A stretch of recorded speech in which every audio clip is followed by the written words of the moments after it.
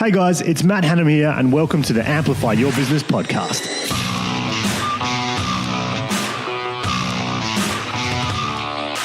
All right, it's Matt Hanham here and welcome to another episode of Amplify Your Business podcast. I'm joined today by a very special guest, Leon Ruri. Paddy, how are you, brother? Good to be here. Mate. Thanks very much for coming in.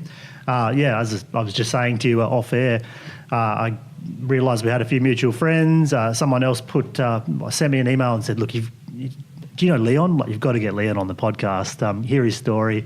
Amazing guy, and he loves to talk." So I was like, "Well, that's a few good points there." And then I saw we had some mutual friends like Danny Mariner, who'd been on the podcast in the past, and I thought, "Look, this is definitely a guy that I want to get into having on the show." So thanks very much for coming. No pressure, bit of leading off the back end of that, it'll be good. Yeah, they're good friends of mine, and it's funny, when you're in Perth, it's a small, I suppose, sort of overgrown country town compared to the other cities that are in Australia. But that's it. That's the beauty of living over here in Western Australia. No, it's amazing. Yeah, it's funny. If you don't know someone, ironically, you're often already connected to someone on LinkedIn, for example. But if you don't know someone, you're only one step away, right? There's always someone that you know pretty well that's sitting there close. But I'm really, really grateful to them for putting me in touch with you. And I had heard about what you were doing, but your name hadn't come up, and I sort of hadn't understood and heard it in a bit of depth. So really, what we're talking about here is you organised the inaugural Haka for Life, or the Anzac Day Haka for Life last year, and which looked pretty successful as an opening bet. But do you want to just let us know a little bit about what is the Anzac Day Haka for Life? Yeah, the Haka for Life it's an opportunity for us to use the communication form of Haka to express ourselves on Anzac Day, to honour the Anzacs, and also to raise awareness for men's mind health and suicide awareness as well. It's connected to the stigma of silence, that men were dying in silence. I don't believe that. I just believe that we're not connected to a silent conversation that men are having with themselves about themselves. But the other part of that, when I introduce Haka, is that when a Haka is performed in any space, silence does not exist. But it's men communicating fully expressed. So I for some reason, my brain thought, well, that's something that I could use to break the stigma. It's such a powerful form of men communicating. And when you perform a Haka, I mean, it takes on all the components, all the aspects of functioning as a human every day. I mean, you've got to be vulnerable, you're scared, you've got to be courageous, you're mindful of people, you're very uncomfortable with pronunciation of words or actions, performing in front of people. So, when you look at the aspects of the Haka, when we're putting it together, a lot of people only see the finished product of it. They don't see what goes into actually getting to that point of the performance. And inside of that, or underneath all of that, is all these aspects that we need to be strong at or powerful at in life every day. So I've got a saying, that you be comfortable with being uncomfortable. And so when you're performing a Haka, or when you're putting it together, all of those aspects of life are involved in that. And I thought if I could get people together in a community sense, it'd be a great message. Also to open it up to non-Indigenous New Zealand people or non-Indigenous Australians as well, as a platform of communication for any man and every man, because suicide does not discriminate. And I'm a big believer that the Anzacs went away and fought for us. My great-grandfather was an Anzac or fought in World War I, and I don't believe that they sacrificed themselves for us to be ravaged by suicide and the impact that mind health is having, or mental health as the mainstream call it. I call it mind health. I don't think that they sacrificed themselves, so that we could be overtaken by an epidemic that's currently attacking our men, and it's preventable. And I believe it's preventable by men like ourselves, demonstrating that through us having podcasts or videos or whatever it is, but mainly expressing ourselves and being vulnerable. So that's where it come from. I mean, it was very successful on the day. We ended up with over 200 people performing. I'd done a video and asked for 500. We got 200, but it ended up going viral on the internet, and we had around 12 million views online and a whole heap of media coverage. And, the Haka for Life, the name Haka for Life, I remember having a conversation with a mate of mine, and his nephew had just taken his life here in Perth. He was 19 years of age last year, and I was over in Sydney, out in Liverpool at the time, and having a conversation with him. I said, how'd the tangi go, the funeral? That we call it a tangi in our language. And he said, oh, look, it went really well, and we gave him the best Haka, And I said, look, I'm not up for giving someone the best haka when they're dead. They can't hear me.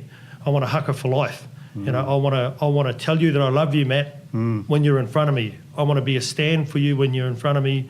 I want to express to you how much you mean to me when you're in front of me, not when you're dead. And it's a part of that, again, being comfortable with being uncomfortable, learning to express ourselves. We just don't do it, do we? We don't, man. We just don't do it. Yeah, and it's simple, you know, but so that's... not only is it a haka in a literal form, in a physical form, but it's also a metaphoric sort of symbolic gesture as well, that when I haka for life, I'm in action, saving your life or being a stand or supporting somebody's life. So that's kind of the whole background of why I put it together, and because I'm passionate about the way that I struggled through life as well, and the impact that some of my decisions and choices had, and my inability not to be able to communicate effectively, and seeing the impact that caused on loved ones, on myself as well. And I thought, well, you know, I want to, you know, for so many years, the actions that I'd done in my past had me not express myself and kind of be this man that I wanted to be underneath all of this negative story that I had, and so I kind of stayed small. And didn't do anything. But, you know, a couple of years ago, I thought, I'm going to recreate myself. I can be this man, and I'm going to step into it. And it's been an incredible journey. Yeah, no doubt. I mean, so is the haka something you were trained in early in your life? I mean, look, I've been around a lot of, you know, island communities and other things. Obviously, my wife was born in the Pacific, etc. But I've seen a lot of dancing. I've never actually experienced the haka, you know, in front of me, which I can only imagine from what I have experienced how powerful, you know, that would be in its presence. So I'm actually really looking forward to. You coming? I'm going to come. Yeah, I'm definitely coming. But so because I really want to see it. Like I haven't actually. So I've never actually somehow never got to an international union game or anything like that, and I've never actually really experienced a group of people doing it. I've experienced a lot of island dancing, New Way, and even in war cry dancing. Other things, which is cool, which is great, but I really would like to see, you know, this and the power of it as well. But so is it something that you were doing or were trained in quite young? Is something that you've been doing your whole life? Yeah, it's our culture. Yeah. We learned it when we were young, and we were very connected in my town and with my family on both sides to our culture, and grew up, you know, doing haka. And I got to a point though where my mum, she became a Jehovah's Witness. So what happened was that she stepped away from our culture. So I think I was about 11 or 12 when mum made a decision to go the religious sort of line, and took us away from our culture. So I wasn't actually allowed to learn it. You know, and that religious belief, it was that my culture was demonic and so on and so on, and whatever sort of mindset that is there. So we got taken away. I mean, even to learn our language wasn't the thing to do, because again, there was a religious mindset that was it was bad and it's full of demons and all that sort of stuff. I've come to know, and I believe that's bullshit, to be straight up with you. I don't agree with it at all. You know, as I grew up, and I actually left home at 15 because I didn't want to be under that. All part of my journey. So I come away from it, but I've always had a love of doing haka, and you know, my culture, and I don't know, it's just. I always get emotional around it. I just seen how powerful it is, how loving it is. You know, and as I suppose I've moved to Australia, I've been in Australia longer than I've lived in New Zealand. I came here when I was 18 and been here 24 years now. And just to see my culture. I mean, when you're a Kiwi living in Australia, and you cop it every day about all this. I remember arriving here 24 years ago and getting sheep jokes, and I'm thinking, what are these guys on about? Your sheep shagger and all that sort of stuff. And then the rivalry, you know, when the Aussies are very vocal when they're smashing New Zealand teams. And the only team that would beat Australia regularly is the All Blacks. And they would do the haka, you know, so you kind of, hey, that's my big mate, that's, you know, look what we're bringing, and you'd get passionate about it. So part of me, I got, you know, reconnected to haka through that too, and you express yourself, and I've always had it there, and I just, I mean, I worked in Barrow Island for 5 years, and we used to do the haka for Anzac Day there. And then I thought, man, I just want to do it. So I guess that was the question. Like, so I've seen certainly on in other Pacific islands that they're still really connected. I mean, almost any event, any excuse, and there's, you know, teams of, you know, the girls come up and do a dance, and then there might be some form of, like, you know, war dance, or just they always look for the excuse. But I really just wondered, you know, out of New Zealand, at what point or at what level are sort of all the young ones still trained, and, you know, that still get to carry that through in their whole life, or is it a bit neglected, and are people learning the haka, even though they come from Maori background and that, later in their life as well. I guess that was sort of part of what I was getting at. Oh, yeah, well, it's, there's a lot of it in schools now. Yeah, okay. Many years ago, it used to be deliberately through haka groups where you'd learn it. Yeah, okay. And if you weren't connected to the culture, then you probably didn't learn it. Yep. And there's been a change over the years. Like when I was young, a lot of them didn't want to know Māori culture. Now they do. Yeah. And they've got it right through the schools, and lots of kids, every kid that kind of goes to school does it. Yeah, okay. So it's there for everybody, and it's not really it's not really an excuse not to correct you a bit and with your vocab there. Yeah. What it is there's a massive spiritual element. Your wife will know what I mean. That in those moments, and that there's like a spiritual acknowledgement or a cultural acknowledgement, an expression of thanks when they're getting up and saying those things, performing. Yep. And sometimes, like with my culture, there's an expectation when you talk that you sing afterwards as well. Yep. So it's all part of, it's all acknowledgement for people, and spiritually as well. There's stories behind it. It's incredible. It's so different. I mean, when I first started to experience the way that even these types of events and things operated, with around it, all of a sudden, we'd be doing things like everyone in the room would get an opportunity to speak and provide, give some thanks and gratefulness. And it's like, and hours later, we're still doing this. And then the first time you experience it, you're like, what? I haven't seen this before, right? Like, so yes, I get it. Like, I'm learning it. I know what you mean. And it's been years, but I'm still learning it, and I still get surprised. And I do see how they approach the culture. I mean, terminology, however you want to put it, but how they do approach it, and the respect that they have for it, for everything they believe and what they do, and for the physical and I guess vocal activities that go along with it, right? Yeah. So that's a big part of it. Oh yeah, you're right. And and that's been an aspect of me putting together the Haka for life, and the way I've structured it is to be mindful of the fact, like you say, when you go around at these huis or meetings or gatherings or wānanga as we call it, it takes a long time to go around the room, and some of them are already set that if I go there and they're going to go around the room, that's a long time. Yeah. And so, those are some of the things I've been aware of in designing it and putting it together, because, when you've got a room of 50 people and 50 people have got to talk, and if they all talk like me in relation to the way I answer your questions, it's a long day at the office.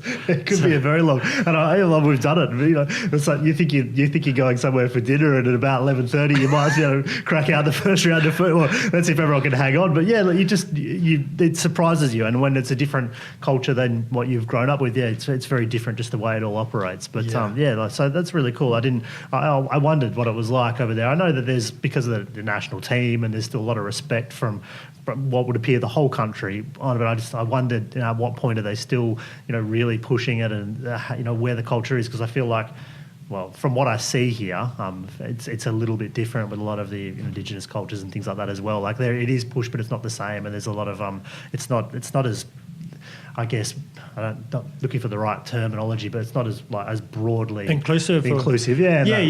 And you're right, and that's what I'm out to change. That's what we're changing literally as we speak. And for Haka, and there'd be people in my culture that are of the mindset that, hey, this is only something that Māoris do and perform, and it's ours. I have a different view to it, fully respecting that, but I just believe that we're the custodians of Haka. See, I'd feel that. I would feel unusual trying to do it. Initially, my initial thought would be, that's not quite right.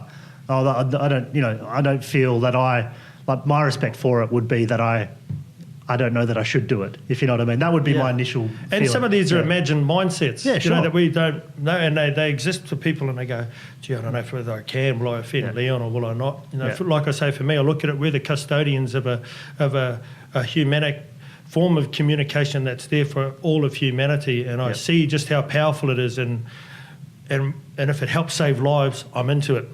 It's no use me being spiteful to cut my nose off, to spite my face, to hold on to what I've got, knowing the power and the presence that it has to allow people to fully express yourself. I mean, when you're there and you're giving everything, you don't leave anything in the tank.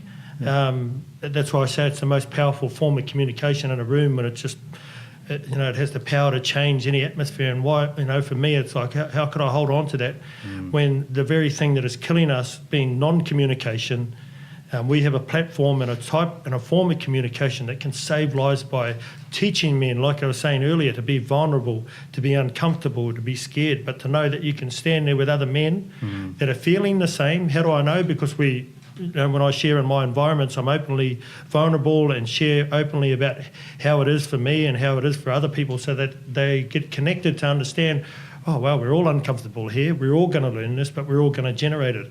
And if we're to stop, the rates of suicide that we have, or to stop suicide, we need to connect, on a community level, on a human basis, one-to-one or whatever, cross-culture. We're all human beings at the end of the day for me, in the same way that we've connected.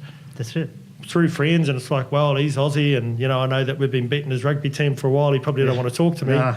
But look, I'm happy to put that to the It's side. a lot of fun. I mean, obviously, I spend a lot of time in New Zealand because there's obviously a lot of family there, and then up in the islands, and it's a lot of fun running around with a Wallabies shirt on just there. But like, you'd be surprised a few of them even. There's a few Wallaby shirts around there because they need some rivalry up there as well. So a few of them will defect and they'll say we're Wallabies, But that's rivalry. Well, look, we're getting beaten a lot. It is what it is. We won't go into it, but. So, I mean, I guess, how did you start? Like, how did, it sounds like you've done a few up in Barrow Island before that. You started doing this on Anzac Day. I mean, has Anzac Day traditionally been something that the Haka has been at all acknowledged with at all? Or is this something you've just sort of started 5 years ago and then you decided to make it bigger? I mean, how did it get moving? It's not something that they've traditionally done for Anzac Day anywhere, really. It's certainly not in New Zealand as well, and that's through talking to family. I've been over here for a lot of years. About 10 years ago, actually it was when my marriage broke down 10 years ago, that I went to my first Anzac Day service up at Kings Park. And I love Anzac Day. For me, it's the most sacred day of the year for us as Australians in New Zealand. New Zealand is on the calendar.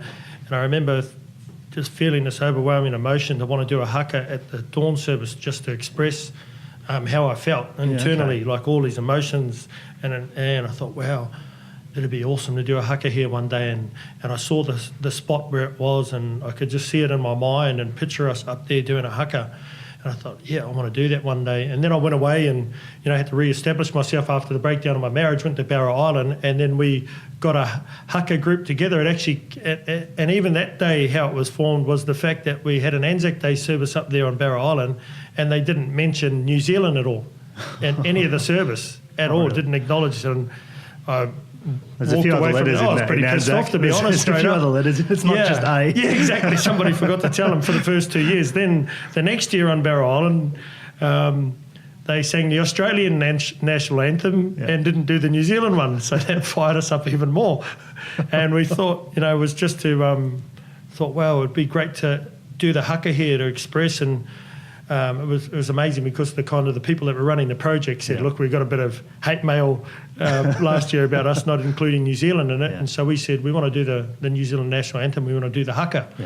And so it just grew from there. The first time that it was done, people were like, wow, that's incredible. And we kept doing it, I was there another 3 years after that.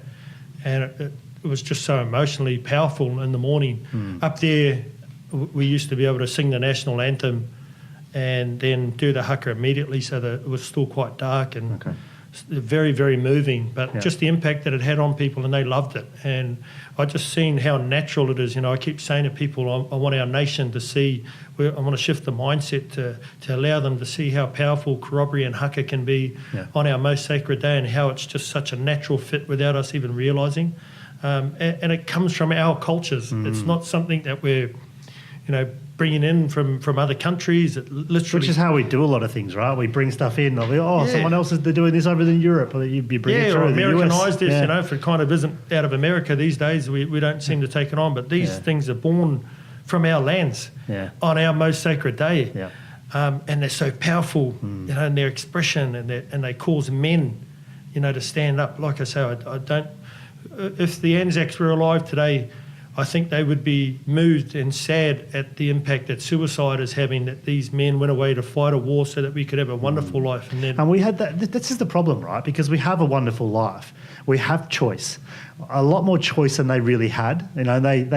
there really only was a few options for work, or once they got somewhere, they just kept working, and they didn't spend their whole time thinking about. This didn't exist. Do I love this? Back in that day? Look at this. I mean, when I was a kid, I wanted to be in a band. I was in a band, and I dreamt of having a recording studio, and I kind of have one now, but it's weird. I do it for work, and it's just fun, right? Like, look what we're doing. I mean, you didn't get up this morning going, I got a tough day of work in the mine, or have to go to work. I'm in the army or navy or whatever that looks like, and that's what they did back then. They didn't have a lot of choices. They had to, they had to grind. They had to work hard to do what they do. And it's not that we're not willing to. It's just that we have so much choice and phones and this and that and all this crazy quality of life that we get a bit lost in our vision. Yeah, and I think that's one of the key points, right? Is that that's not that we're doing anything wrong. It's just that because of what was done by the Anzacs and many others, in our history, we're now at this point that we've got this amazing technology innovation, and we don't understand what it is our role and how to. How to be a man. Women are not excluded from this, but we're talking men. How to be a man, and what do we do to leave a legacy? What do we do to leave our mark? Like, what does a good result for our life look like? Yeah, and the thing I love about Anzac Day is it's like an integrity marker or a remembrance marker of where we come from, of who we are. Like as nations, to go, hey, that was an enormous sacrifice in that time. Not that I'm glorify war in any way, no, but the fact that, hey, this is a significant day that brings together two unique nations and two unique relationships that exist in the world, that probably doesn't exist in the world when we look at other sort of nations that are close bordered or countries that are connected. It's true, they often fight a lot more, right? Whereas we've never really had that as we have a fight, but it's like a friendly fight. Yeah, that's what I mean. It's different. Like, it's we're like sort a of little like brother, big brother thing. You get whacked on the head and you come back and you might tussle for a bit. You have a beer or shake hands, but and it's so unique. Yeah. So I love the fact that we can come back to this and use this day as that's the way that I look at it anyway. I use it as a day to remember. In my culture, you're always taught to remember where you come from. And I think it's important, as life gets busy these days, that it's important that we remember, where we come from. No, definitely. It's so true. So, I mean, you talk about FIFOs a lot as well, and it sounds like you've had some experience with that lifestyle. And it's obviously a breeding ground, or a strange situation for, I think, men to be in. Often men. I mean, there's obviously plenty of women that are up there too, but often men to be in away from their families and a detached sort of form of life, and it's quite a breeding ground for potential, issues, men's health issues. What's the term you use? Not mental issues, mind health, yeah. Which I think is I've experienced and seen that firsthand. Not firsthand, but I've seen close people around me, struggle with different problems that related to that lifestyle, and obviously you jack them up with a lot of money. People that are earning a lot more money than what they have in the past. It's just challenging environment. There's the hours. There's the isolation. There's a lot of stuff there. Sounds like you're super passionate, but one thing I also collide with is something I'm really passionate about is entrepreneurs and people running businesses and all that as well, because it's an equally isolating space at times to be doing something different and to not be sort of running the same race or on the same lane as what a lot of other people are doing, and it's dangerous. And one of the things that we do as a community, like not just here locally but globally, really is that we really don't like talking about suicide, and we hide things that happen, and a lot of that, and there is a lot of it in that business space and entrepreneur space as well, globally, and the expectations that are on people, responsibilities that are on people, but they don't have the communication opportunities, right? Because no one really wants to hear about it, or not that they don't, but it's it's the same issue, right? So it's but we just tend to go inward, don't we? As men, what is it, do you think, that forces us or just prevents us from starting to externally communicate, a little bit more? Because obviously women do it a lot better, right? Typically, they're better at getting it out. Yeah, I think on the outside, women do it a lot better. Yeah. But with women, and hey, this is always a touchy subject. Do we record this? These ladies, and I mean this in the most loving and positive way. But here's the thing that I've learnt with women, that when they communicate, because there's always that protection. They always want to feel secure and safe wherever they are in any moment or any given time. That quite often they'll send out as a defense mechanism a communication to say, hey, I'm feeling like this. and they can't see the glass that's on the table, but it sits on the left-hand side, and they've got a big bottle here on the right-hand side, and they'll communicate that they're actually feeling like the glass on the left-hand side, and us as men will try and go to the glass and go, oh, you're okay, are you all right, to deal with that issue or the communication that they're expressing, but in actual fact they go, well, no, it's actually this over here that I feel. Because it's it's just the way that they communicate. Yeah. So, like you say, they express themselves, but I believe that they would get directly more to the source of the more secure that they feel to say, hey, I'm feeling like the bottle here. Yeah. And quite often we can miss it as men. Sometimes we'll go to the glass and go, oh, I thought you said it's this, and they'll say it's the bottle. See, you don't understand me. You never get me. But you said it was the glass, not the bottle. If I knew it was the bottle, I'd go to the bottle. Oh, we do it, don't we? You know what I mean? But as men, it's a learned thing. We've got to learn. Yeah. And that's why I'm so passionate about being a part of podcasts like this and the work you're doing and any other work where we're getting men to express ourselves. Yeah. It's going to come about by more and more men being vulnerable, openly sharing, having conversations like this. This is how we change the mindset. A lot of our communication as young men when we're growing up is that we've been spoken to or spoken at. We go to school and you're being told what to do. Even as children, we've been really directed from as a parent. I'm a parent. I mean, the actions or the decisions that you make for your children are in their best interest.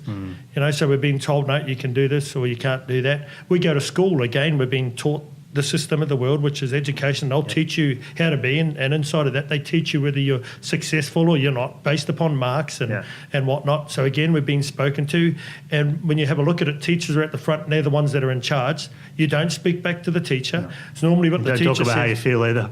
Exactly. No, it's not even in the. There's no space for it. It's just not. Well, there's really. no space and there's no time, is there either? Look, we've got this lesson to get on with, and then it, and then it goes to another structure at a high school, and again, there's less time, more people, less time. We've got to be more direct. So again, they don't tolerate it. How they fix it is by, if you're out of line, well, we're not really.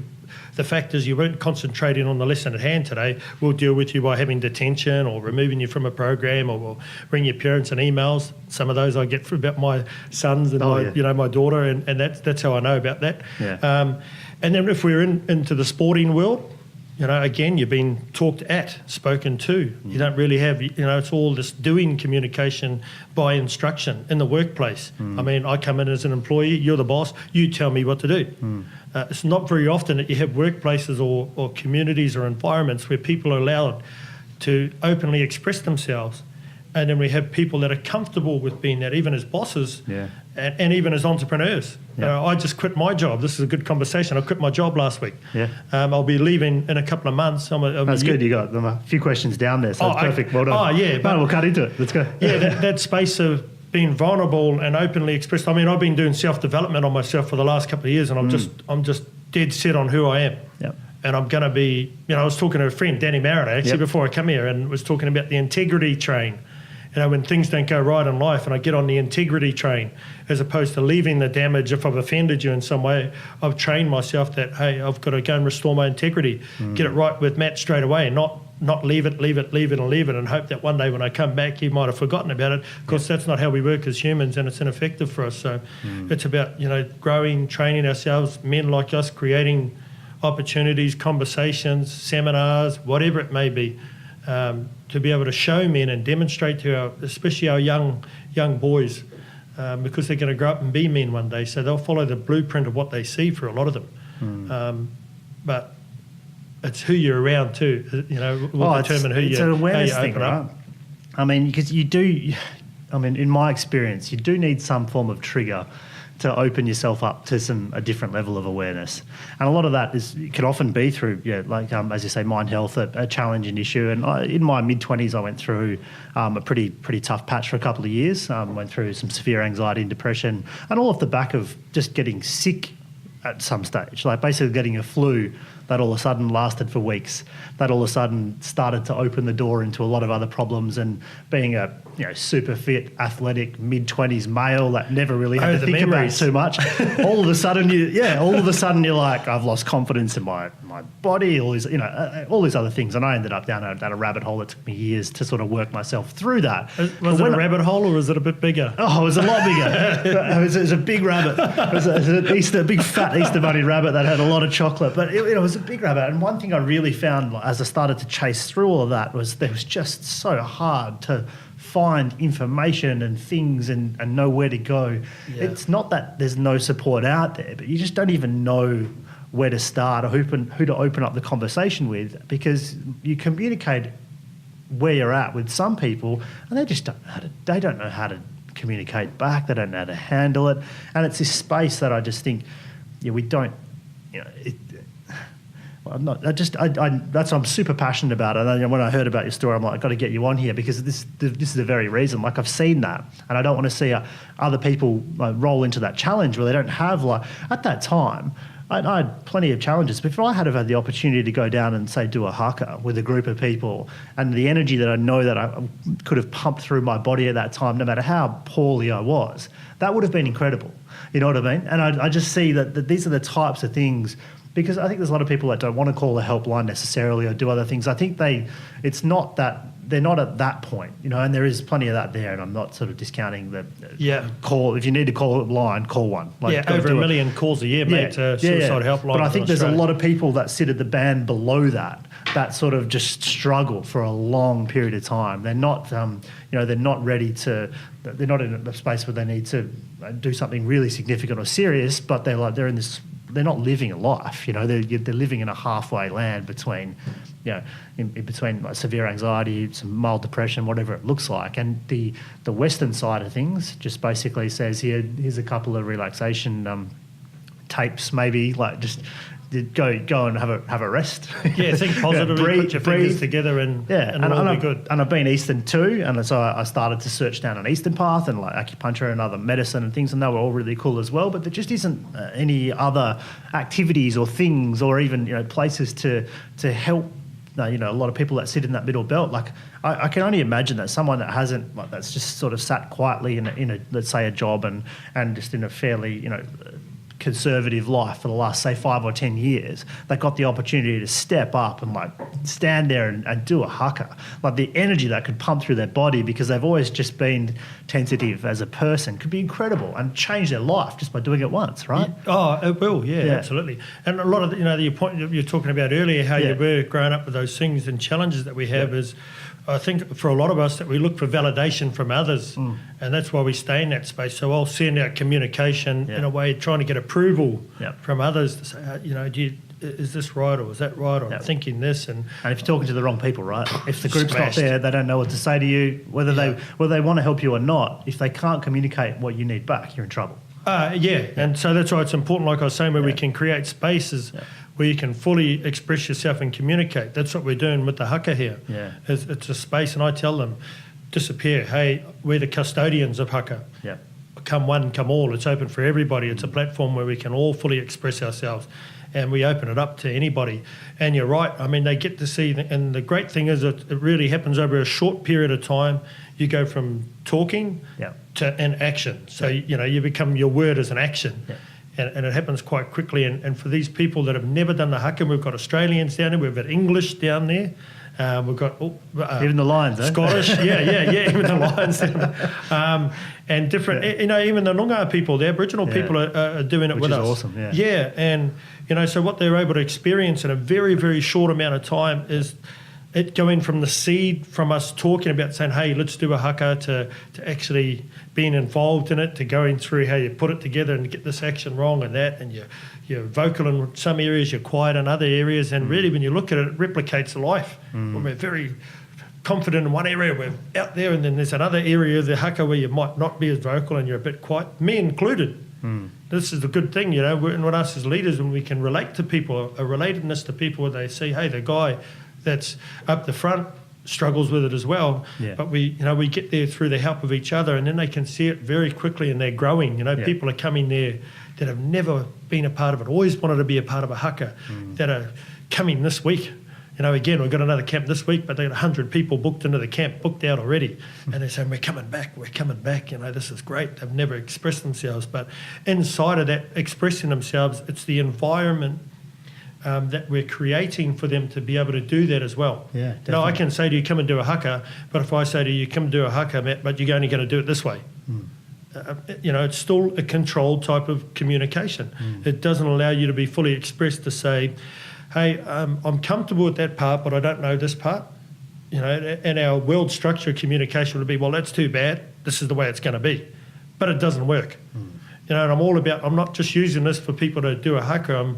I'm teaching them things underneath this in life and aspects of life to allow a space so that they can go away to people and say, well, I can allow a space of communication and be comfortable with being uncomfortable, allow people to be fully expressed. I don't have to agree with what they say, and I don't have to disagree, but to allow people just to express themselves, to look at whatever it is that comes up for them and whatever idea that they're putting forward and go, hey, this is why it could be effective or why it could be ineffective, and then agree at that point. What happens is that we allow people to express themselves and we form a tighter bond because they feel like they're being listened to and being a contribution. And one thing I'm clear on is that I don't know everything, and a lot of people that are in controlling environments, whether they be entrepreneurs or bosses or even people like me, where we're generating quite a big community movement. If it's all about you, it doesn't work. No. You need to be able to reach out to people, and that's what I demonstrate inside of that. When I can't speak my native tongue fluently, but I don't let it stop me. I've got people there that know it fluently, and I'll ask them, okay, what word do I use here? What is right? What is protocol here? I'll do something, and then they'll say, no. Okay, cool. But you be vulnerable, you be teachable. You got to have the humility, right? Yeah, well, and I am you, you are me. Yeah. I'm no greater than you, I'm no less than you. We're the same. If you have that mindset, then it's amazing what you create. It's like I say, we can have a haka, but then inside of that, the structure of openness and the ability to allow people to fully express themselves is a key thing as well. It's like getting a carpenter in and saying, well, all you're going to do is use, I just need you to hit nails into the ground and that's it. When he has the ability to build the whole building. And we say, well, I'm going to employ you as a carpenter, but I only want you to hit nails into the wall. Doesn't work, right? Because this doesn't allow the expression, which is, I guess, what you're helping people to show. I think even Tony Robbins? I think at events, they I haven't been to one, but I think they do this one activity where they're basically just trying to get people to scream at the top of their lungs, just to try Is he and stealing my ideas? No, probably. I'd love to be that level of communication. The level of communication he's got is insane. But I think it's purely that, because these adults have probably never really done that, apart from unless they were in a bit of a crazy environment, but in somewhat of a controlled environment, just saying screaming, I'm powerful. Because we all are, to actually go through, just to do that and what that does to the body, physiologically, it's just intense, right? And that's what so you've said it a few times, but I just wanted to pump the words out there, that complete expression, which is what that allowing an energy to flow through the body. And it's something that we can't just do that at home, right? We can't just stand on the front lawn and start screaming. People are, what's that guy doing? It's crazy.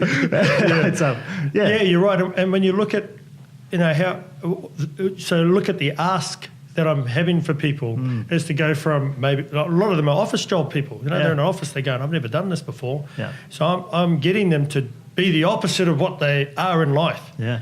So it's important for us to get to have the structure in there where I can allow them to speak and say, hey, I work in an office job and you're getting me out here to fully express myself when I don't even do that in my life. And that's the whole secret behind it all, is to have people to communicate.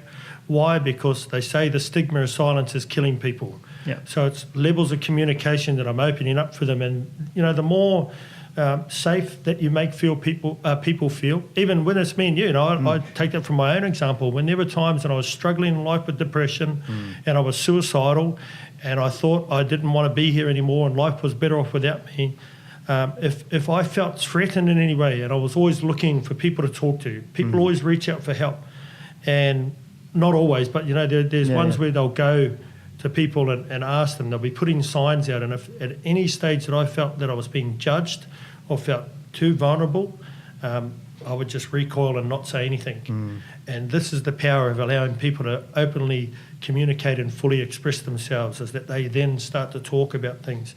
I had a camp over the weekend, and a Noongar lady got up and shared. She's a lady, I would guess, in her 60s, definitely in her 60s, and she shared her story for the first time ever.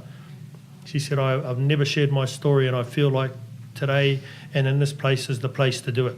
And I was talking with a friend about it, and I said, hey, this is powerful stuff that we're creating down there. You're creating an environment, get the impact that you've got an Aboriginal lady that has carried a story for over 60 years. Crazy. That has come down on a second weekend and gone, actually, I feel this is the space for me to share. Yeah. And then other people share it, and other people share it. And this is the whole basis of what creating the Haka for Life, to have people fully express themselves. When we take it into the context of an entrepreneur, you can see, the power that and the empowerment that has for an entrepreneur, in the sense, like I say, I quit my job last week because I'm passionate about what I'm doing now. This is part of it. It's not paying the bills now. No, well, and it doesn't, it's normally, it's not dissimilar. You walk out and, it's obviously a little bit dissimilar in that you're looking for revenue often straight away, in an entrepreneur space, but it's the same thing. Like, I don't differentiate between, pushing a movement forward as to, choosing to go and do something different in a different business, because what you're doing, what all of us are really doing is saying, there's something out there that we think should be done better, could be done better, the world needs. I'm going to go and try and do that, really, which is what you're doing, right? Yeah, and that honours the Anzacs done it. That's how I feel. Yeah. This is my honouring of them when I make this commitment to humanity every day, and on that entrepreneur space, hey, it takes some balls to say, for me to move over, to step out of a job, a six-figure job package and all that sort of stuff, to nothing. And I need money. Yeah. But I was clear that my passion is this, is saving people's lives, is having these conversations, is I want to get in front of people and empower people and say, hey, this is the way that you can save lives. And I was there with my boss the other week, and I just said, I don't have integrity around my commitment to my job now, and it's time for me to leave, because I'm more passionate about what I do outside of work. It lights my heart up doing this. I could do this all day, every day. Yeah, no, I'm sure. Because I love it. Yeah. Not because I want to be paid millions of dollars. Although that would be a bonus, and then we could use that to help people. Yeah. But it's in that entrepreneur space, when you take that courage to step out and say, "Hey, I'm going to do this." You need an environment, and you need to create a safe space for entrepreneurs and a listening for them to express themselves. Because, like you say, there's some crazy ideas that you have as an entrepreneur. For me, I had a crazy idea about bringing together the Aboriginal and the Māori culture to create a haka and a corroboree that's never ever been done before on Anzac Day. Yeah, and it's such a strong vision, right? So take me back to that part of the story. So you've obviously done a few Anzac Days up on Barrow Island. You come down, you're at a Perth, you're at the Kings Park event. You literally visualise, what you could do and what you could achieve. And so then what? I was doing a self-development course, and it was to create a community project that impacted the community in a positive way. Yep. So the great thing in doing self-development, and I absolutely recommend that for any entrepreneurs, to continuously be in any sort of self-development sort of program or reading, whatever it is.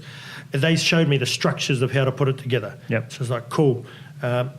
Went and put it together, got a team, got it out there, advertised. A bit of my learning from when I used to do radio commentary when I was doing a rugby commentator. Oh, did you? I did some rugby commentating years ago. And, cool. And I thought, I used to write for the Western Suburbs Weekly, the community newspaper. It used to be Australia's #1 newspaper when I was writing for it, not because I was the writer of course, for the rugby. It must have been. I was a contribution to that. And, when you're running entrepreneurs that are stepping out and they don't have a lot of money behind them or budget, it's, hey, how can I resource something to promote myself? For me, it was, hey, Western Suburbs Weekly, they're great, a great platform for advertising yourself, free advertisements. They're always looking for community projects. I rang them up. John Bassett, the reporter, said, well, I'm literally looking for a Anzac story. He was literally thinking, where can I get one from? I told him about the haka that we're doing. And it kind of snowballed from there. So we got some media attention, and then the TV channels started calling and wanted to come and interview us, and the West Australian got involved, and it just snowballed from there. But it got to the point where, just leading up to it, Matty, I thought, I've called all these people out, and now I've actually got to do it.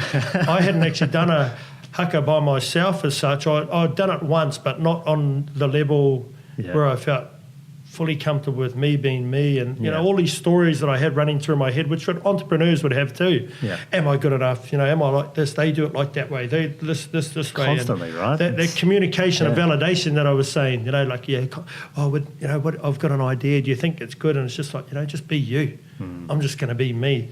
And so it was like, hey, you've got to step up to it. I try to get people to step into the role and say, hey, I've called people here, but you can lead it because you know you're fluent with the language. These were family members of mine, and you've got all these years of experience in doing Haka. You can stand there and same self-talk, right? Same self-talk, same stuff that and you know, entrepreneurs go through. Yeah. You know, I want to be this, but I can't. You know, and I mix and mingle with this guy, and I'm only little, and you know, to step into that space and for it to happen. And then, you know, we're there on Anzac Day with a couple of people, and one of my close friends is a close bunch, and I'm always big on honouring my word to people that have helped me. You know, that I'm huge on that. And a mate of mine I met on the day rocked up on his 10-speed with his taiaha, which is a Māori weapon. Yeah. Met him on the phone. He said, I'll meet you up at Kings Park, bro, you'll see me. Rocks up on a 10-speed from the service. I'm like, hey, this has got to be him. And you know, the RSL had given us a time, or Kings Park had given us a time after the service, but what we realised was that there was going to be nobody there with the droves of people leaving. Okay. There were 3 other people, and we made the decision at that time, right, this is it, it's going to happen. Yeah. I'll meet you on this bit of the grass, you guys go and do your calls, your Māori calls, and I knew the way that they were dressed would create attention. Yeah. And it worked. Yeah. And people come over to where we were and they stopped, and all of a sudden we got quite a few thousand people around us, and you know, and then it kicked off from there. And so you went early. Like, did you any splashback from that, or you just? No, well, I mean, you know, you got to make a decision and stick by it. I mean, you try and stop 200 Maoris from doing a Haka. I wouldn't do that. It's just one of those self-talk things. Like, you haven't done this before. You're out there. You're like, hang on, bro. Everyone's going to be gone. Like, we need to go now, no matter what, you know, gets pushed back on us later by Kings Park or whoever cares. But, and it's a good observation for entrepreneurs to see, you know, when they're passionate about what they're doing and establishing. Sometimes you just got to back yourself. You got to take your chance, right? You know, and instead of take a chance. That's what it's about. And instead of letting it go by, and I thought, we're just going to do it.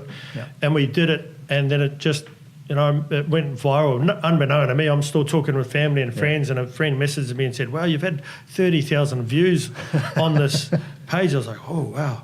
Man, I wanted to get 10,000. That was my goal. And then all of a sudden I get message back, you got 300,000 views. And I'm thinking, maybe the machine's playing up or whatever they use to it's double counting or something. Measure it, And then all of a sudden it's like, well, you got 1 million. Yeah. You got 2 million.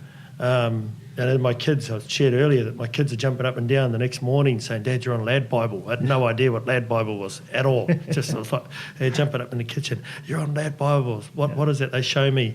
Yeah. You know, it gets 6 million views there, and it just grows.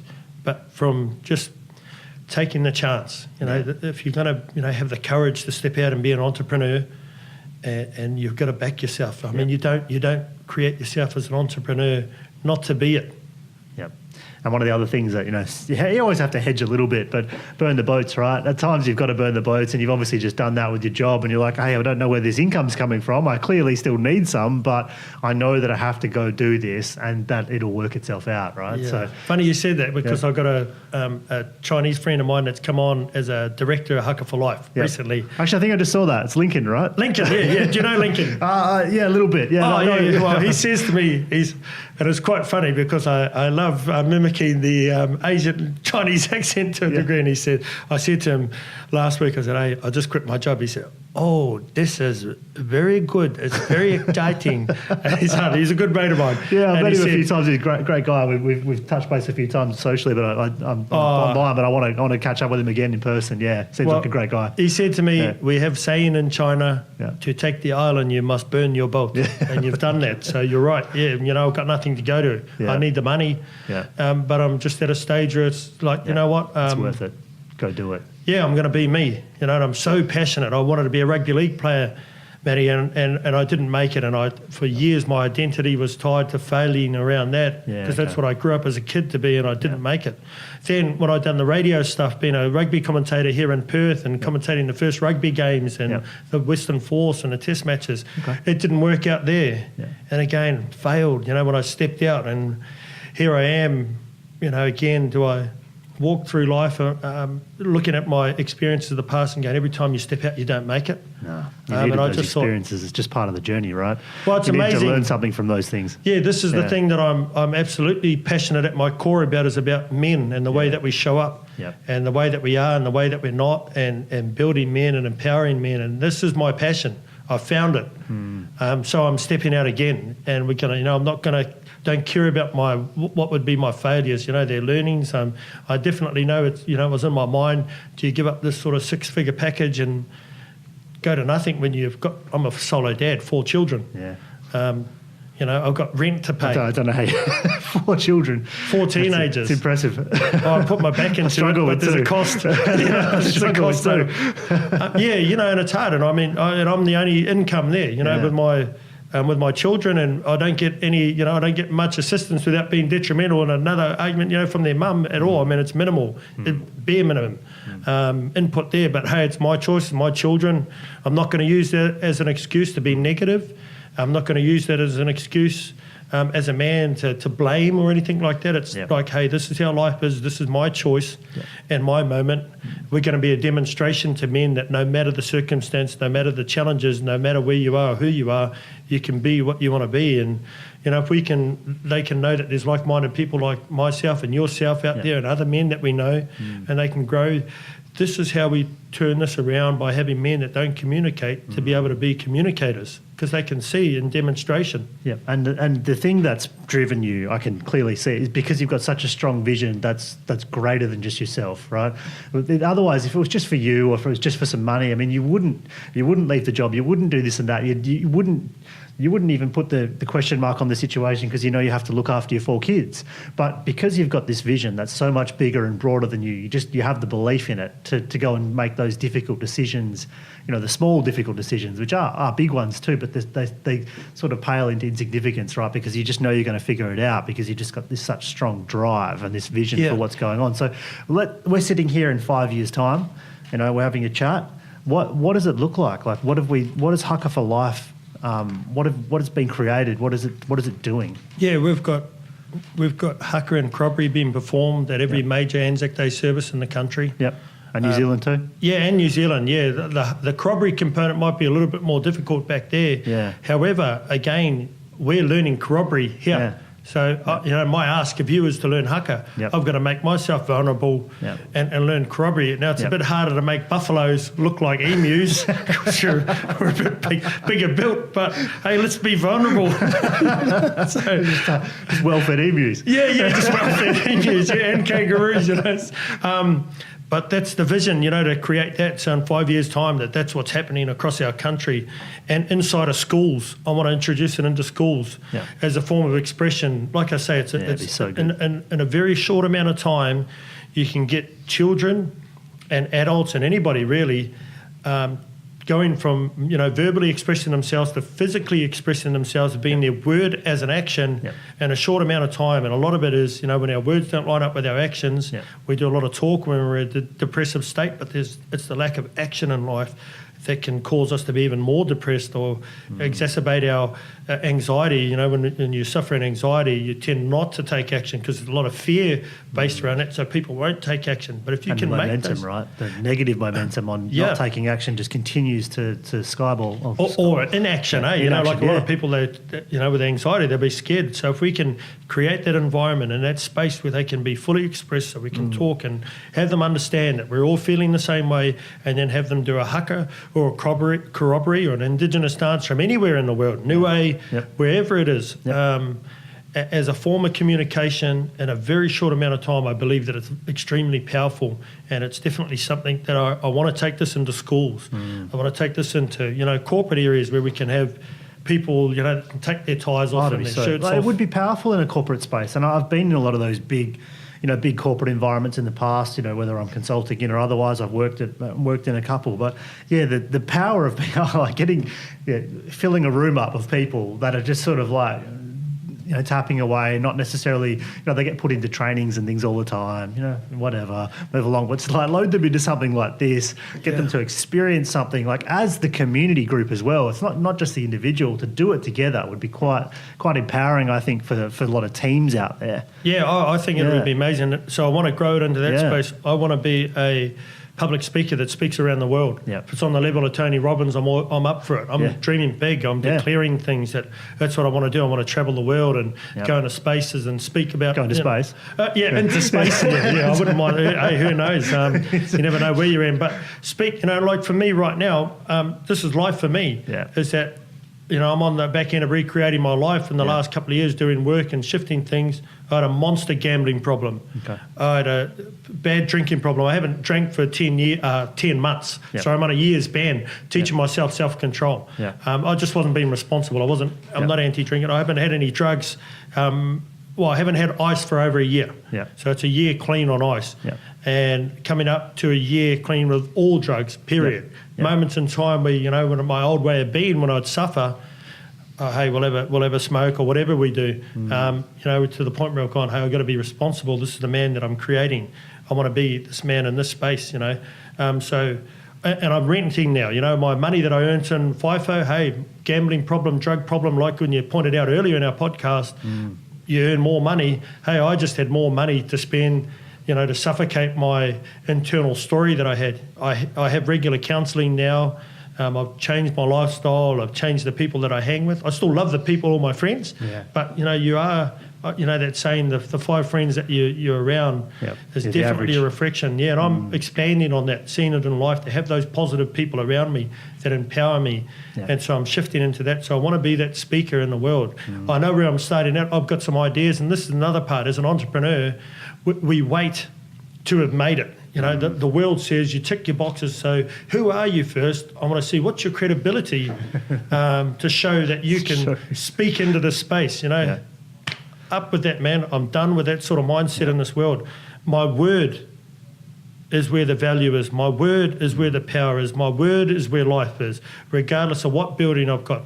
I'll do this podcast. I'll talk to you without these cameras on me, without these microphones in front of us. I'll do this because I love you, and that's a human being will do. I'll do it in the outback, wherever it is. We don't need cameras to do this. This is who I am. This is who I be. So I'm going to be that vibration of entrepreneur in the world where, hey, I'm speaking authentic, about this. Right? Just and authentic, man. That's what it's about. Because you can't live any other way.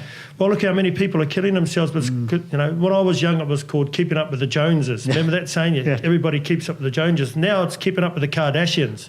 And it doesn't work. Instagram, smile, all this stuff. I just want to keep it real, man. Well, sorry, just to cut you off. I saw a great quote the other day, and it said, I thought it was a really good point, but it said, be careful, before you, hang on, let me just try and get this quote right.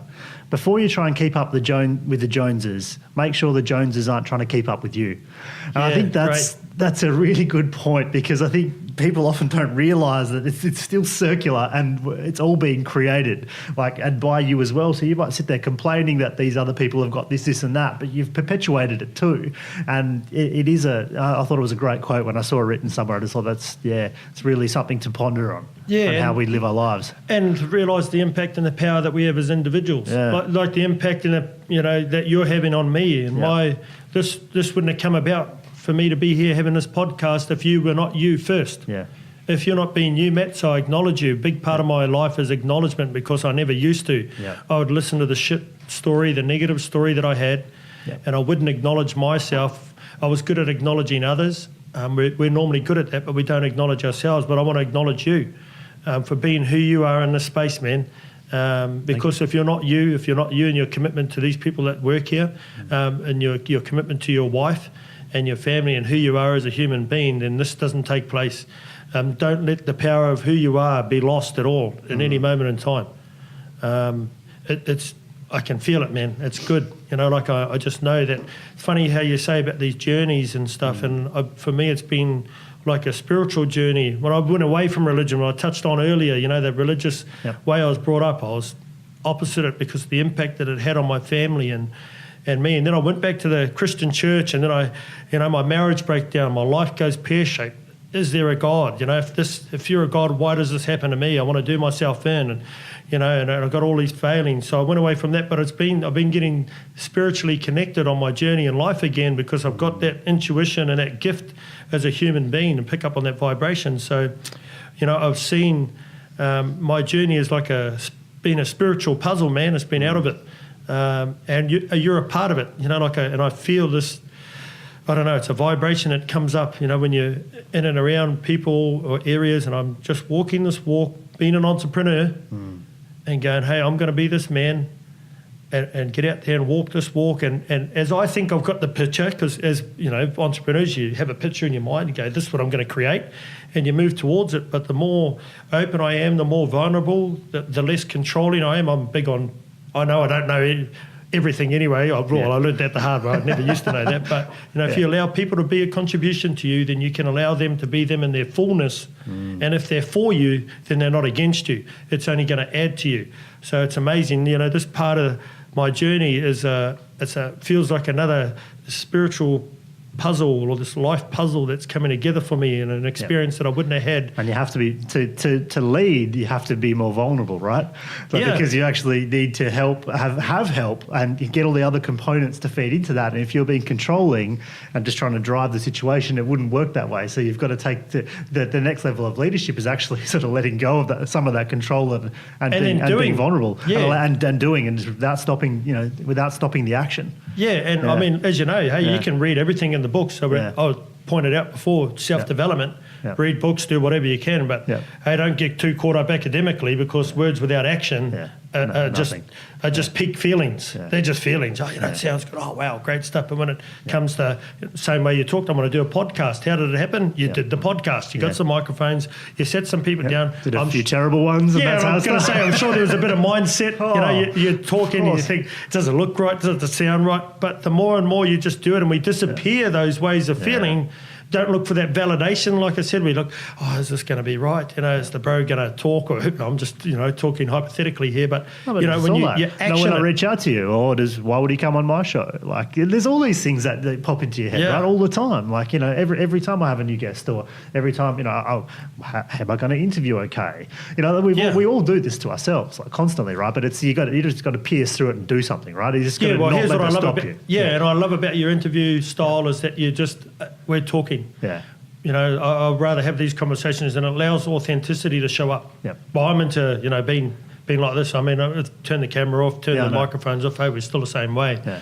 And that's what I believe is the most powerful vibration that's coming through in humanity, that there's this vibration of authenticity, of people being responsible. Hey, I share the fact that I had a drug problem, drinking, gambling. I was a liar. I was unfaithful to my wife and to my girlfriend, and the impact that had on my ex-girlfriend, and the love of my life, and then, hey, it had an impact. I'm single these days, but I put my hand up and say, those are the things that I rent a house. I say that because I was watching a man in New Zealand, quite high profile in men's mind health. He calls it mental health. I'm a big push that we adopt the same mind health. But he said for him, he was known kind of on a celebrity level, not that I am, but he said, I was embarrassed to say that I rented a house. Yeah. Hey, I'm not going to let it stop me. I rent a house in Canning Vale with my 4 children. One day we might hit the jackpot. But again, it's, if we can't be comfortable with being uncomfortable and disappearing the judgment of society that we let so much affect us in life, we're never going to be who we are. And it's so important for other people to know out there, because especially when you're in the entrepreneur space, a lot of people have these ideas, but they don't have the money to back them.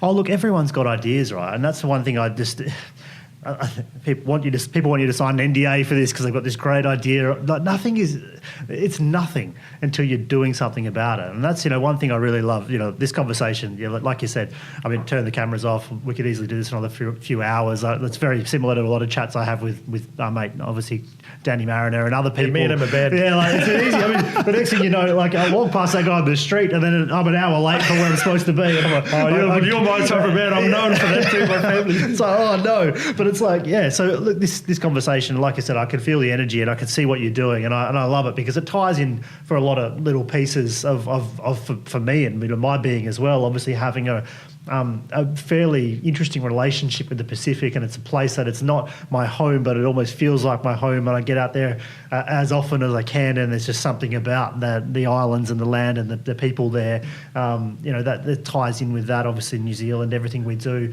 business, but just also just taking the risk and going and doing something and sharing, the energy, because I think so many of us have got so much more in us, right? That we're just sort of hiding back and not doing it. And whether you're an entrepreneur or want to start that not-for-profit or whatever it looks like that you want to do, and that might just be just starting a kids netball team on the side to help some kids struggling. My wife, as I mentioned before, works with sport a lot, and they've been involved in creating sporting clubs and activities for kids that are in spaces where they're struggling, whether it's geographically or whatever it looks like, to get them into good environments to help them build disciplines and learn things. And there's a lot of different ways it can be done, right? But it's like more proactive sport. Yeah. And I think the proactive activity is just something that we need to try and do more of as people. And you can feel the energy. It's there. And every time I meet more people, I love to see it and just connect more and more people, because there's a really big movement of a lot of great humans, and there always has been. But I just think we're at this point now where this is what we need. As a community, we need more. We need to be able to open up a bit more, figure out who we are, why we are, and just go and be the best versions of ourselves. We're not fight or flight, and our body and our brains are trained for the fight or flight all the time. That's who we've been for thousands of years, but it's a different type of fight or flight and activity, and we need to understand how to be, which I think is pretty cool. Yeah, and more so in our society and our world today, the way that the world's structured, we've got to find a formula that works. I love how you share, and immediately you talked about your wife being from Niue. Yeah. Hey, for me, it's a background of relatedness. Oh, well, his wife's, so he knows, the cultural aspect. There's power in it when you share about your wife being a part of the, sport and recreation and those sorts of things. And the more that we share, the more people can connect to us. We've got friends here. You're doing podcasts. We had a discussion about your business, off air, and the digital marketing that you do, and all the platform stuff. And it's all, information and knowledge that we can share as people, to know that, well, okay, as a resource, as a friend, I can go and see Matt for this, or that we do Haka or whatever we do, we speak, and that's how we connect it, and that's how we become a support base and a support structure and a formula that ensures that we succeed in life, and that we don't go through life, diminished in any way, that I can't be an entrepreneur, and that I don't have the courage to start up a netball team for my daughter, or to be the coach. And you're right. It's simply making it first step to be a coach, or to be vulnerable, to step out and say, I don't know how to do this. I don't know how I'm going to do this. Or when you're looking for volunteers, who wants to be the coach? And how many times has there been opportunity in life where who wants to be this? And you think, I do. Yeah. Can somebody pick me? Can somebody pick me? I'm not going to, instead of just going, hey, man, I'm the man for the job. Yeah. I mean, the power and what we're, the level of communication and vibration that I want to be in, the way that we show up and I show up, is that when you walk into a room, you know who's in the room. Yeah. When I walk into a room, suicide does not exist in that space, because of the vibration of communication and hope and belief that I am in that space for people. So we become our word as an action. Yep. When I walk in that room, and that's who you'll be known. Hey, man, when you deal with Matt on his podcast, the next level, he's the man to go to. Why? Make sure we've got that on video. Audio. Number one, Matt, he's number one. But that's, this is how we build ourselves. We don't build ourselves by being reclusive, or internal. It was funny because I was on a self-development course, and I was talking to a lady who's from Europe. English, I think, is about a second or third language. She can speak 7. Yeah, right. And she said to me, people were coming up and saying, hey, great stuff on your Haka for Life, Grow. And I said to her, look, I just feel uncomfortable when people come up to me and shake my hand. And she goes, why? And I said, well, I don't do it for the accolades. Yeah.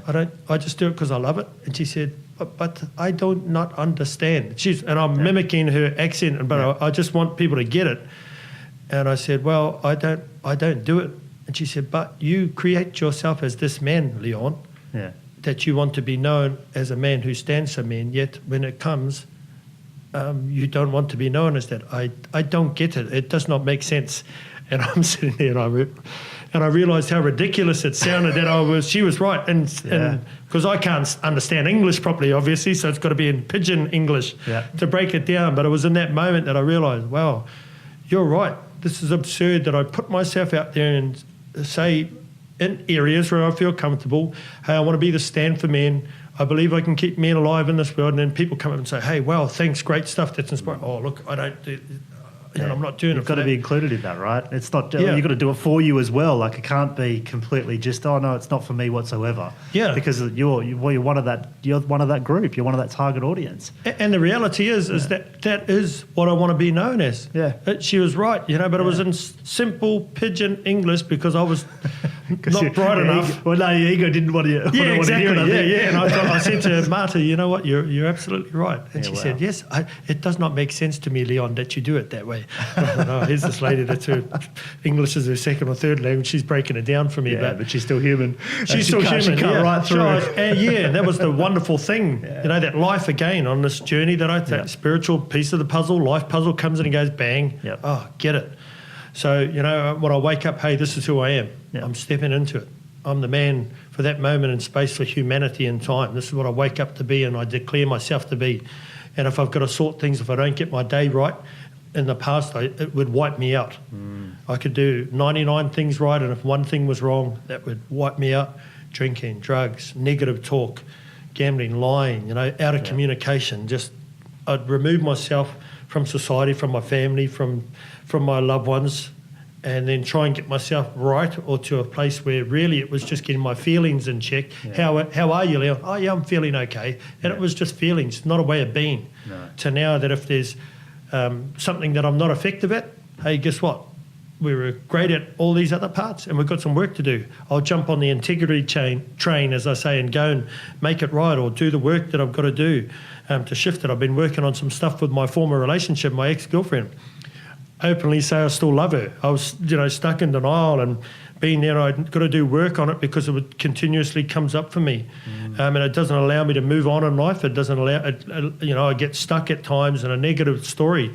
So I've been working on that and doing some great work and moving and being open to, to meeting new people, to meeting new girls and that, and not have a barrier up of protection and wondering, well, is she going to walk around the corner? Am I going to meet her? What's it going to look like? And just going, you know what, I can't worry about any of that. I've got to get present and look at the area in my life where I've got to focus on and do some work. Everything else that I'm doing is great, and this is the part where I've got to do some work, and we're going to shift it. And we're just not effective today. It's not, hey, you're a failure, and I know I'm not the only man in the world that's caught up on an ex-love or anything, but, we're in the past where I'd say, oh, look, I've moved on. And I was saying that, and now it's just like, hey, you know what, I'm stuck because I love this girl. And that probably ain't ever going to change. And I'm cool with saying that as opposed to denying it and trying to get through, because it wasn't working. So it's powerful, man. Look, thanks for sharing. Yeah, look, all of it. The whole story is, is powerful. And it's like, it's not to detract from anyone else's story, to say that no one else's story is powerful either, but there is power in sharing it, right? And it's something I think we just practice more and more. It's funnily enough, you can even be on microphones and things all the time and being recorded and filmed and all that, and you can still not, there's still levels of depth of authenticity that you can drop to. And but I can tell, I can feel, how powerful that is and that story is for you, and to be able to share, those things that are, significant. And it's easy to say in one sentence, but for 10, 15, 20 years, it's caused, immense pain. You know what I mean? It's easy to look back on things and sort of just talk about them in 20 seconds. But the truth is, that was a big piece of your life where you've gone through struggles and otherwise. So yeah. Yeah, and that's what we got. That's what gets birthed and created out of these conversations. Though, Matty. Where it comes out of us sharing first. Don't let it be lost again. I go back. You being you. Yeah. This got caused from you being you. Yeah. And if I'm me and my walk in life and those vibrations intersect in life, this is what gets created when we can come here into a space and be fully self-expressed.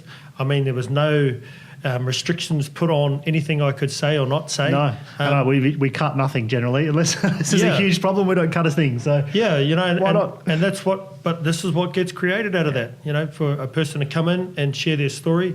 Like I say, I do the work on being who I be, because I don't want to be fake. I don't want to talk shit to people, especially in the space where we're dealing with suicide. I'm passionate about that. Suicide smells fake. Don't fake it if you're speaking into a conversation or a space of suicide. It loves it. It'll feast on it. It will always win. So we've got to be smart and be authentic, in those spaces. So I'm me.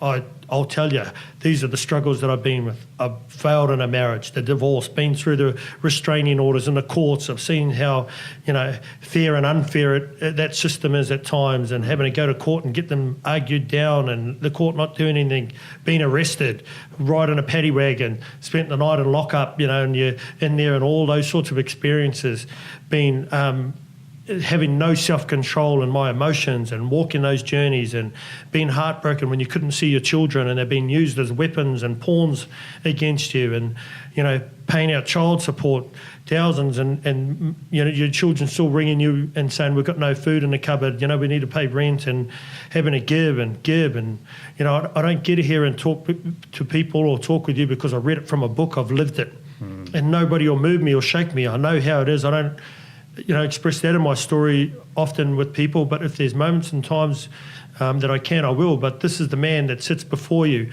I've been through those things, the heartbreak, and then starting again, going to FIFO and realising the impact, getting paid, hundreds of thousands of dollars literally a year, and blowing it. And living inside a bullshit story there because I couldn't deal with the impact of sexual abuse when I was young, and not knowing how it affected me, the physical abuse, the stories of failure, the things that I'd set my mind to, like so many men in our lives. Being a liar and a cheater, and then, being spoken about by my ex-wife in a way that empowers her as a bit of a sob story, instead of being responsible, that there's two people that cause the breakdown of a relationship generally. I say generally because I don't want to disrespect, extreme cases in relationships breakdowns. But, it's going through all of that heartache, and then me meeting a beautiful girl that I dreamed about. I literally dreamed about this girl, and then I had her, and then because I didn't do the work and deal with myself, it failed. I failed in that relationship. I failed to be able to express myself. And inside of that, I chose drinking, I chose drugs, and I chose gambling, and I chose being unfaithful as a means and a way of dealing with it. And I was just destroying me. I was destroying her. I was destroying my children and those around me. And that was the impact of that. So it's been a timeline of stuff that's happened and impacts where I've been powerful in areas and not powerful, being a prick in some other areas and not a good example in some. But I stand up and I be responsible for it all, and I don't let that define me. And I'm clear on the man that I want to be. We've all got a past, and this is the thing with the world today, is that they say, what's your credentials? Tick the boxes before you stand up. This is the thing that I say about when we've got men that are so powerful. I've seen some of our most powerful men are the ones yet to speak, are the ones yet to stand up because they're being judged by their past. He was a druggie. He was an alcoholic. He was a gambler. He was an abuser. He was a cheater. He was a liar. He was a failure in a sense. He didn't have a good work ethic. He can't possibly be this man that he declares himself to be. And these so many men are restricted by that mindset of society, and they stop. They are stopped in stepping up and being who they are. And that's why I'm sharing, man, is it because I don't believe in it. I'm happy to have a conversation with somebody that I have to restore my integrity with. If I've offended them or whatever, I'll do the work. And I'm being comfortable with being uncomfortable. Sometimes it's not comfortable inside of there, but that's where the growth You got to be, right? Yeah. You got to be, bro. If you want to be who you got to be. So this is who I want to be as a human being, in our world today, and the vibration of the person that I show up as in this space. So, when I declare myself as the person that I am, this is what walks into the room. I can do all the self-development books, which have done all of that. Yeah. And I've seen plenty of people that read books and they're so good analytically and vocabularically and educationally. Yeah. But when it comes to the action part of it, it's bloody hard. Like, it's hard work, right? It's not easy. You've got to always sit in that space of discomfort. Like, it's hard. It's hard to keep doing it. Like, it's just, you get it. But like, that's the path. That's what life is. I had a cultural conversation, a significant one on the weekend with the Noongar people putting this corroboree and the Haka together. Yeah. And unbeknown to me, they were having a meeting there down at our camp that we've got. A whole heap, and it was beautiful to see.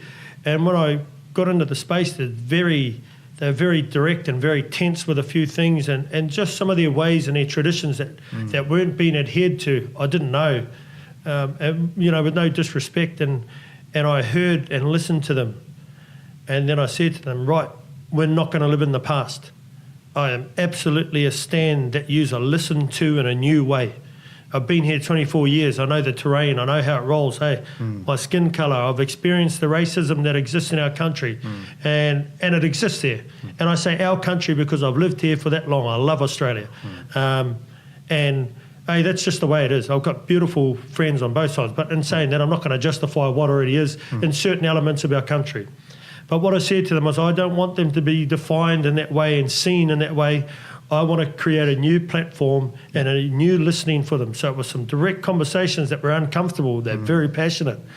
They're saying it's been this way and we're sick of being treated that way. But I'm a belief that I want our nation and I want the world to experience the power of our love in these cultures, as opposed to the power of our pain and sadness. Not to take anything away, but when they can see how loving these cultures are and how powerful they are, it will create a new listening and a new way of being seen. It will create a new understanding and a new opening for people that want to know about the Indigenous cultures of Australia, which is literally one of the oldest cultures on earth. Yeah, we have one of the most amazing treasures that walk amongst us every day that we don't know about. But I'm saying that if we can create this new way of listening and this new way of being seen, it will open up your culture.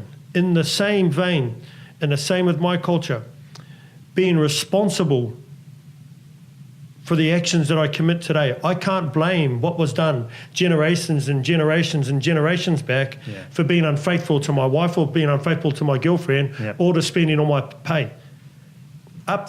I'm not down with those bullshit excuses in life. I'm going to be responsible. So I'm holding them to account. I'm holding my people to account. I'm holding myself to account. Be responsible for the stuff that you got to sort today. I can't blame the fact that Matt didn't allow me to go on his podcast one day, hypothetically, for the fact that I no longer am going to be an entrepreneur that I wanted to be because it's Matt's fault. Out with that shit. It doesn't work. Be responsible. Hey, like I'm saying, I'm stuck in a part of my life in a relationship. I'll be responsible for taking the actions to fix it. Yep. Same thing in life. And so that was a tense conversation, man, to stand in front of those people and, to have some of them walk away. But then to be able to fix it through communication and say, hey, it's not that I disagree with it. We do attach ourselves to history a lot like that way, don't we? And we find it really hard to sort of break loose of what we've seen or what we've witnessed or what we've grown up with and experienced. But look, so I'm going to have to land this plane shortly. No, it's all good, man. We've been up in the air for a while. I can talk for hours. If it was a Concorde, would have been done over and done with a long time ago. This is the dreamliner, bro. This is it. I could go all day, but at some point both of us probably need to get something done, as well. But look, I've got a bit of a rapid round questions, and we'll hit those up. Yeah, great. But look, I'll be rapid in my responses. Yeah. We'll see. But look, before I get there, really appreciate you coming in. Like I've really enjoyed chatting with you and the energy, and I really hope people get some real value out of what we've talked about, and you've been able to share your story, and if it helps one person, I'm happy, or even if it doesn't, whatever. Like I'm happy to do it anyway. But that's really the way I approach this. I try and enjoy it. I try and help people to get out and talk about what's going on and just share their stories, and literally that's what I do here. I just chat to cool people, and it's a great opportunity to. We probably would have met by the sounds of things anyway, but we probably wouldn't have met this quickly, in this environment. It's because I'm blessed to have this show and to do this and just be able to throw a couple of microphones up and have a good chat with people. So anyway, I'll hit you with some rapid fires. If you could take one book into solitary confinement for a year, what would it be? One book into solitary confinement. Oh, gee. One book into solitary confinement. I'm just trying to think the books that I've read and the ones that I've enjoyed. There's one that I've been reading at the moment. It's called Starting Over. Okay. It's the one on Men Are From Mars, Women Are From Venus. This is the second book. It's about starting over, and it's about starting over from the loss of a relationship or a loved one. Yeah. And there was aspects of that which, you talk about learning and being a certain way where I realised in my expression of the grief that I felt from the breakdown of my relationship with my ex-girlfriend, where I wasn't expressing myself, and that was causing me to get stuck. So it's been an effective book. So that would be definitely one book that I could. And I guess you'd be starting over too, right? If you were in solitary confinement for a year, true. Yeah, you'd be looking for another start on the other end. It's just a good way to get that out. So okay, what's your favourite Disney or cartoon character? Donald Duck. Donald Duck? I love ducklings. Ducklings are my favourite animal on earth. Why is that? Do you go to Hyde Park a lot and go watch the ducks? Oh, no, I don't. But anywhere there's ducklings, I'll stop. I love them. There was some in the city there, not far from where I work, right in town by the State Library. And I would go there every morning and watch the ducklings, follow them around. People thought I was weird, but they're my favourite animal, land animal. Yeah. And dolphins are my favourite sea animal. Oh, cool. Yeah, and Donald Duck, he's a cracker. He's a lot of fun. So what's one weird or really cool app on your that you have on your phone that people might not know about? Something that helps you do what you do? Something that helps me do what I do? Well, I probably just Facebook. That's my biggest, it's probably my biggest form of communication. I live on it. Yeah, I mean, look, that's, you've clearly, we haven't quite dug into that, but you've clearly used Facebook and digital media to sort of build the movement, right? And so that's a big part, I assume, of where you're spending your time and just thinking about how to leverage off the platforms. My budget's love, man. Yeah. I'm a single income solo dad, full-time working with 4 teenagers. I don't have the financial backing behind me. So you improvise, it's that entrepreneurial spirit. So that's what I use. That's my biggest platform I use and create it inside of that. So I'll be posting this up too, if you don't mind, as well. When we get the content, we'll be going, hey, bang, and utilise it. It's a great, powerful way to get free advertising and get your movement out there. Yeah, exactly. Awesome. So if you had to say, I normally use, obviously we're an Amplify Your Business podcast, but really it's just about life, and it's just talking through different people's stories, and I guess in a big way, people just trying to be the best versions of themselves is like what I really like to talk about. But so if you had to say to people out there, one way they should amplify their business or their life, what's one thing they could do right now to sort of just, and you might, whether you want to touch on communication or whatever it looks like, but what is the one thing someone listening to this should do right now to go and improve their life? Yeah, share what they're up to, declare what they're doing, share their business. Don't hold it in. It's a simple formula. You start sharing what you're up to and what you're about. And as we've broken down in the podcast today, you start connecting a relatedness to people. I declare that I am, stand for men's mind health, and I want to be a public speaker. Somebody hears the way that I express myself and says, hey, he's the man for the job. Same way that I'll hear somebody, hey, I want to do a podcast. I've got a friend. How does it happen? Through us all sharing. So share and be courageous in who you be. Don't look for validation in communication. Don't look and express it in a way that I'm looking, hey, do you think this is a good idea? Be powerful. Just be you. If you haven't got those people around you, then get around us. Get around people that are a declaration for that, because I'll always stand for somebody's greatness. That's it. Fantastic. Look, I know it's definitely what we try and preach. I mean, it's why we're even doing this, really, because we're in a position where we're trying to help a lot of businesses, and we're like, what you've got to do is produce content. You've got to share. I mean, doesn't matter if 50,000 people look at it on the first day or 0 or 1. You've got to do it for you, because it helps you build that authenticity, I think, in even your own communication, because you don't know until you start sharing a little bit, like really where you do stand in terms of your own authenticity and what you're doing. And business people, we're all the same. It's just what we choose to do with our lives and how we choose to impact the world. But look, you clearly have a big plan on how you want to impact the world, and it's really inspiring to meet you and see what you're doing and how fast this movement seems to be happening. And I can really see your vision quite clearly. 5 years is probably not even going to be that long before there's sort of a national presence, and this is something that's happening. And I'm really, really happy to have you on the show. Hopefully, a few more people can find out about what you're doing and why. And sharing your story has just been incredible. So, where can people find out? Thank you, and thank you, thank you very much. And so, where can people find out a little bit more about Haka for Life? It's obviously we're coming up to Anzac Day. This will be released probably a week or so before that. So hopefully people are hearing this at this point, and there's still a chance to get down there and have a look or get involved in what's going on. So do you want to just let us know what to do and where to find out? Yeah, the biggest platform at this time is Haka for Life on Facebook. Yep. HAKAFORLIFE. Yep. and find us on there. We've got hakaforlife.org on the internet as well. That's the web design stuff we're trying to expand on. Yep. But those are our biggest platforms. I'm, personally on my page, I always share Leon Ruri on Facebook. I'll take new friends and Instagram. Until you get to 5,000. Until you get to 5,000, yeah. I'm a couple of thousand away from that. Yeah, right. But, those are our biggest platforms at this time, Matty. Yep. And that's because of our budget and where we're at. I'll be straight up. That's why I utilise Facebook as much as I can. You'll see us in the media. So the biggest thing you can do for us is like and share our posts. Yep. I do a Friday night promise every Friday, which is a commitment to be my word. Yep. Every Friday, because I wasn't my word in a lot of areas of my life. So it just gives me an integrity marker and a practice as a man to be my word. So I commit to that every Friday. So those are regular things. And I just share what's been up during the week and different ways of being and expressing myself. And hopefully people can pick up on things. But go from there. Share our movement and share this podcast. Talk about what we're up to. I'm not so much caught up on me, but the communication, the dream, the vision that we want to get out there. Take from this and see whether the impact of what we're sharing today can be applied in your life and alter and save people's lives is what I want people to take away from this podcast, and then go and talk to people that you're connected to and say, hey, there's something special about what's happening here, because that's what's going to change it. Sharing. Yeah.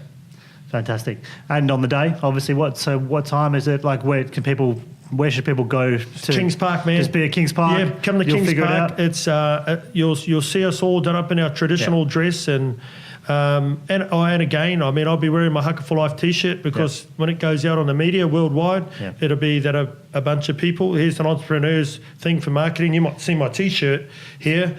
So I deliberately put Haka for Life high up on the chest so that when we do the media stuff, it's in the media there, as you can see. But, entrepreneurial marketing on a limited budget, you can do things. And I saw that from an interview. I'll make this quick, from Jonathan Thurston, a top rugby league player who was sponsored by ASIC. When he was getting interviewed, he held the microphone here and he covered the ASIC sign. Wasn't effective. I thought, hey, I'm going to put it higher on the chest. When you have media opportunities, little things on a budget, that'll be leverage, there. right? Yeah, and I've just literally had the conversation with my friend yesterday that when I'm doing the Haka on Anzac Day, I'll be doing it on my shirt because that's the only. I don't have a big budget, but when it goes out to the world, they'll see these clearly, and I've got the sign there that they'll see Haka for Life, and they'll see it on the internet and get it out there. But it kicks off at 7 a.m. Yep, 7 a.m. At 7 a.m. at Kings Park. It's about. If you go up Fraser Ave, for those people that know Perth well, on the right-hand side about 80 metres, you see a big grassed area. We're going to perform there just simply because of the numbers and the space required. It happens after the main service. The RSL have been fantastic, incredible, and so open to this being successful. I just got contacted by them yesterday. They're going to promote it some more too. Yeah, cool. So it's amazing, man, and they're on board. And we should be proud as Western Australians that we're embracing this, that our RSL is embracing us, that Kings Park is embracing it, that the Noongar people, that the Aboriginal people, in this part of our nation are open to opening their culture, are seeing the power and the ability and the possibility of creating something new, and that we can bring these two cultures into one. It's going to be next level, man, absolutely next level, I promise you. And for those people that can make it to Perth on the Anzac Day service, not only for our performance, but for the service itself, it is so incredibly moving up at Kings Park. Get there, be there to celebrate that, and then to come and watch what we're doing. And we're a stand to honour the Anzacs in their visual content. I've got a salute in the Haka. I deliberately put it in there. No Haka that I've studied and seen has a deliberate salute. So the first part of our Haka is a deliberate reflection and an acknowledgement to Anzac Day. It talks about being called from the four winds for the Great War, World War I, the Great War. The heavens shook, the earth rumbled. So too did the hearts of the soldiers that sacrificed themselves for us. Lest we forget, we will remember them. And then we perform a salute. We hold it. We'll have didgeridoos playing at that time. And the Aboriginal people are going to walk amongst us to represent the spirit of the land. So they're coming through us at that time. And then we go into a Haka about men's mind health and the journey of a man, how I wondered, the enemy was not defeated. The enemy was within me. My greatest battle would be with myself. I was the destroyer. My mind was sick. My heart was broken. Die, die, die. When those thoughts of suicide come against you as a man.